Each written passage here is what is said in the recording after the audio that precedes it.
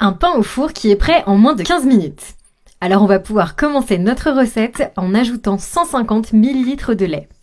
Ensuite je vais rajouter 2 œufs et je vais mettre une généreuse cuillère de sel. Il ne nous reste plus qu'à bien mélanger le tout. Moi j'adore le goût de cette recette, vous allez voir.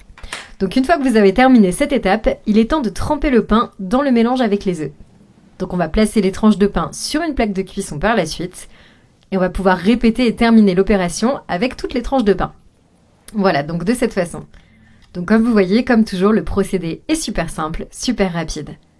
Moi j'adore le goût de cet encas, vous allez voir, ça va vraiment vous surprendre, c'est absolument délicieux. Donc voilà, si vous êtes un petit peu pressé et que vous avez besoin de faire une recette qui est vraiment rapide et facile, je vous assure, celle-là, elle est parfaite pour vous. Donc maintenant, je vais pouvoir terminer le processus avec toutes les tranches de pain que j'avais mises de côté. Alors ici, c'est un processus, moi je trouve, qui est vraiment très satisfaisant. Vous allez voir, c'est la partie très agréable de la recette.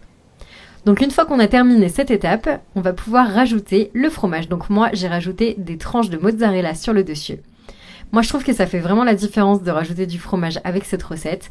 Bien sûr, vous rajoutez le fromage que vous voulez et vous en mettez autant que vous le souhaitez. Moi, j'en mets beaucoup parce que, vous savez, j'adore ça. Voilà, donc ensuite, je vais pouvoir continuer le reste de la recette et moi, je vais rajouter un petit peu de jambon. Alors bien sûr, moi j'ai utilisé du jambon, mais vous pouvez ajouter la viande que vous préférez. Vous pouvez par exemple rajouter un petit peu de poulet ou alors du pepperoni. Vous pouvez mettre de la viande hachée, même du bacon. C'est vraiment comme vous voulez. Moi je sais que ma famille adore le goût de cette recette et spécialement avec le jambon, c'est pour ça que je continue de faire avec ça. Voilà, donc là c'est parfait. Alors vous pouvez servir cette recette pour le dîner, pour le petit déjeuner, même pour le déjeuner. Et une fois que vous avez terminé tout ça, l'étape suivante, ça va consister à ajouter d'autres tranches de pain. Donc ici, vous allez pouvoir les tremper à nouveau dans les œufs et les ajouter sur le jambon et sur le fromage. Donc on continue ce processus, ça va être absolument délicieux. Donc une fois qu'on a rajouté une nouvelle couche de pain, on va pouvoir de nouveau rajouter la mozzarella sur le dessus. Ça va être absolument parfait.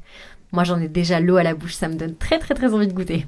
Bon bien sûr je vous l'ai déjà dit, mais la quantité de fromage c'est totalement facultatif, vous faites vraiment comme vous préférez.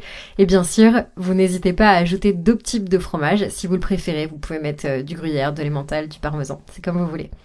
Voilà, donc une fois que vous avez terminé, vous n'avez plus qu'à mettre au four, on va pouvoir faire cuire à 320 degrés pendant 20 minutes, jusqu'à ce que le fromage soit bien fondu, bien grillé, bien gratiné. Et voilà, notre recette est terminée. Ça vous a donné envie de goûter? Alors maintenant, je vous conseille d'appeler toute votre famille pour qu'elle puisse essayer. C'est un encas qui est absolument parfait. Vous allez voir, c'est juteux, c'est plein de saveurs.